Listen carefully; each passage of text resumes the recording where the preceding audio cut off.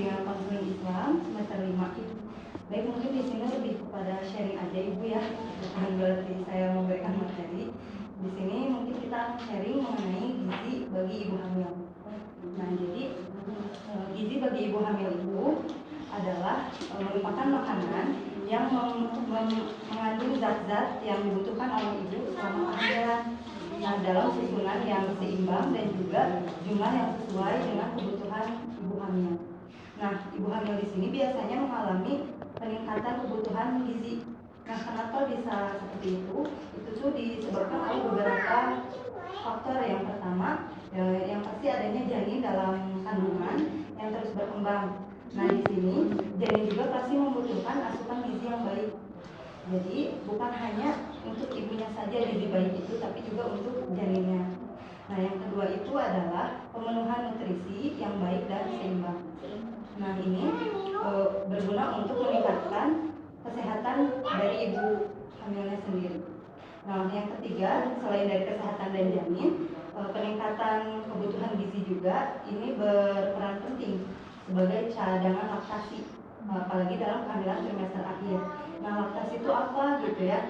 Nah, laktasi ini keseluruhan proses menyusui. Jadi dari mulai terproduksinya ASI, dari pemproduksian ASI hingga bisa dikonsumsi oleh bayi. Nah, yang terakhir itu bisa membantu penyembuhan luka persalinan seperti itu.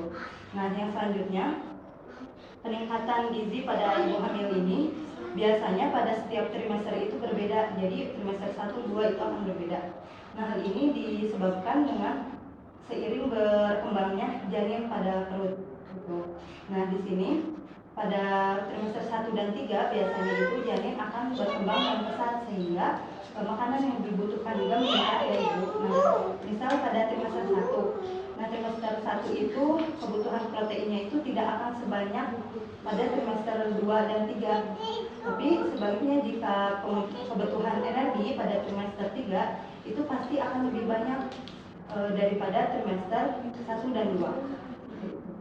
Nah, di sini selain pada zat makro yang dibutuhkan, zat makro itu seperti ada protein, lemak, dan juga karbohidrat. Nah, selain 3 ini pasti akan mengalami peningkatan juga pada mineral dan juga vitamin.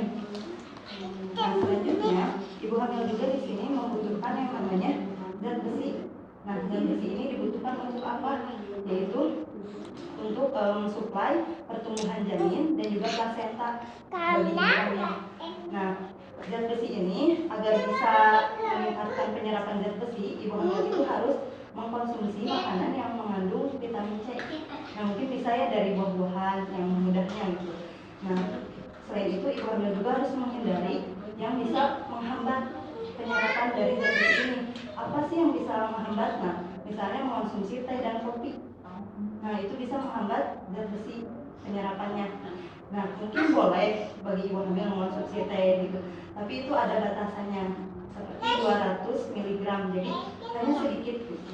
Dan ini tidak boleh ketika kita itu setelah makan makanan yang mengandung zat besi terus kita minum teh, itu sama aja dihambat gitu ya penyerapannya. Nah, selanjutnya selain itu juga ibu hamil membutuhkan yang namanya asam folat. Nah, di sini asam folat itu dibutuhkan apalagi di awal kehamilan. Jika kekurangan asam folat itu bisa mengakibatkan kecacatan pada tabung syaraf yang merupakan cacat otak atau sumsum tulang belakang pada bayi. Gitu. Nah, jadi untuk para ibu hamil itu disarankan untuk terus mengonsumsi suplementasi yang mengandung zat besi dan asam folat. Nah, selanjutnya selain itu juga ada kalsium. Nah, ini juga sangat dibutuhkan bagi bayi dan juga ibu untuk apa? Untuk menunjang pertumbuhan gigi, tulang, dan juga persendian pada janin. Nah, mungkin kalau kalsium bisa kita dapat dari susu misalnya, itu bisa susu apa aja gitu. Tapi mungkin jangan kayak yang di warung-warung ya, susu kental manis itu kan karena lebih banyak gula. Susu hamil. Selanjutnya kita masuk pada porsi 1 kali makan. Nah, ini porsi 1 kali makan untuk ibu hamil itu yang pasti dalam satu porsinya itu harus ada 4 ini. Ada makanan pokoknya, buah-buahan, lauk pauk, dan juga sayuran. Nah, untuk pola 1 kali makan ini kan tadi juga sudah disebutkan ya apa saja yang dibutuhkan oleh ibu hamil. Nah, di sini pastinya yang pertama harus ada karbohidrat. Nah, karbohidrat ini biasa kita konsumsi kan nasi. Nah, misal nggak ada bisa diganti dengan ubi, singkong, atau yang lainnya. Nah, lalu ada protein. Nah, protein itu kan ada dua ya, protein hewani dan juga protein nabati. Nah, protein hewani itu bisa dari ikan, dari daging, mau daging ayam, daging sapi itu sama aja. Nah, misal ini mahal, daging lagi mahal, bisa diganti ibu dengan telur. Nah, ya, ini lebih murahnya, ya bisa juga karena tahu tempe juga termasuk proteinnya dari nabati. Jadi bisa disesuaikan dengan budget aja gitu. Nah, selanjutnya tadi ada sayur mayur. Nah, di sini sayuran kan banyak ya, jadi bisa disesuaikan aja gitu sama keinginan dari ibunya mau makan sayur apa, buahnya juga seleranya buahnya apa. Nah, untuk zat besi bisa kita sebenarnya mendapatkannya dari sayur juga. Yang mengandung zat besi itu ada sayur bayam. Nah, kalau enggak kita juga bisa dari daging, tapi daging yang berwarna merah. Ya, kalau enggak kacang-kacangan. Lalu asam folat. Nah, asam folat itu juga bisa dari sayuran ibu, bisa brokoli, bisa juga dari hati, ya dari kacang hijau juga bisa. Nah, selain itu juga ibu hamil penting mengonsumsi air putih. Air putih mah sebenarnya bukan untuk ibu hamil aja ya, kita semua juga pasti harus mengonsumsi. Karena dengan banyak minum air putih juga bisa meningkatkan volume darah, lalu bisa menyeimbangkan asam basa tubuh dan juga suhu tubuh. Nah, asupan air untuk ibu hamil ini normalnya pada satu hari itu 2.400 ml atau sama dengan 8 sampai 9 gelas yang sedang dalam satu hari. Mungkin selanjutnya kita masuk pada frekuensi makan. Nah, jadi ibu hamil itu penting juga ya harus memperhatikan frekuensi makan pada setiap trimesternya.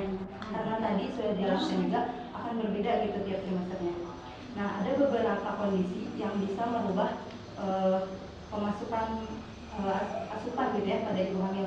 Misalnya pada trimester 1. Kan biasanya kalau ibu di trimester 1 itu mual muntah ya ibu. Dia susah makan. Nah, itu ya disarankannya itu tetap harus makan, tapi sedikit-sedikit aja gitu. Sedikit-sedikit tapi sering. Jangan sampai nggak ada yang masuk gitu ya. Nah, juga kalau bisa tuh dihindari makanan yang terlalu banyak air gitu. Kayak sop itu juga bisa memancing. Mual juga yang berminyak, terus juga ada yang berbumbu tajam seperti bawang. Kan kadang ibu-ibu hamil tuh nyiumin aja bau gitu. Nah, itu disesuaikan. Lalu masuk pada trimester 2. Nah, pada trimester 2 ini biasanya ibu udah mulai enak gitu ya, nafsu makannya udah baik daripada trimester 1. Jadi diharapkan ibu hamil itu bisa memanfaatkan pada trimester 2 ini, memanfaatkan dengan cara makan dengan teratur dan juga bisa memaksimalkan kebutuhan gizi gitu. Jadi bisa masuk di trimester 2 ini. Lalu masuk pada trimester 3. Nah, di trimester 3 ini sebenarnya nafsu makannya sudah baik, tapi kan tempat untuk penampungan makan itu sudah berkurang karena dengan berkembangnya janin. Nah, jadi lemak itu terdesak dan perkembangan janin. Nah, maka dari itu disarankan juga untuk porsi makannya itu sedikit tapi sering gitu frekuensinya seperti itu.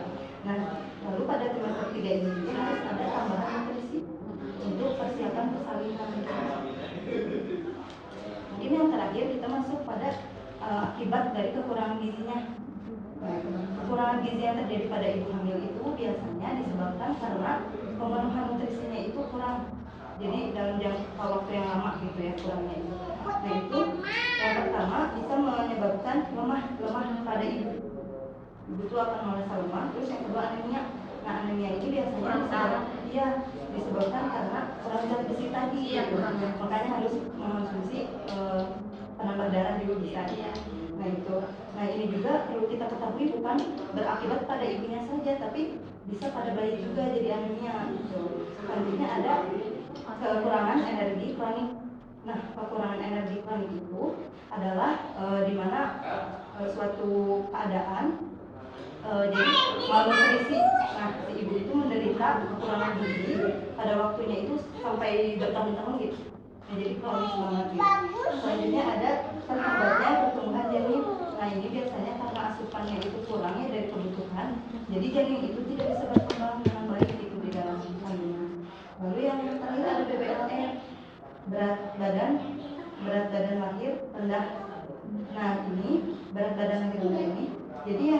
mengalami anemia, yang kekurangan energi kronik, itu tuh bisa menambah peluang melahirkan bayi BBLR. Nah, sedangkan bayi BBLR ini bisa meningkatkan risiko terjadinya stunting. Nah, jadi sangat penting untuk memenuhi kebutuhan gizi ibu hamil ya, biar kita juga bisa mencegah stunting. Mungkin cukup sekian Ibu. Mungkin dari Ibu ada yang menambahkan atau yang lainnya.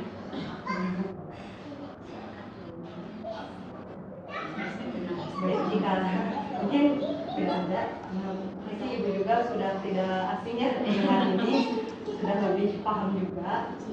Yang mungkin sekian dari saya. Mohon maaf bila ada kesalahan dalam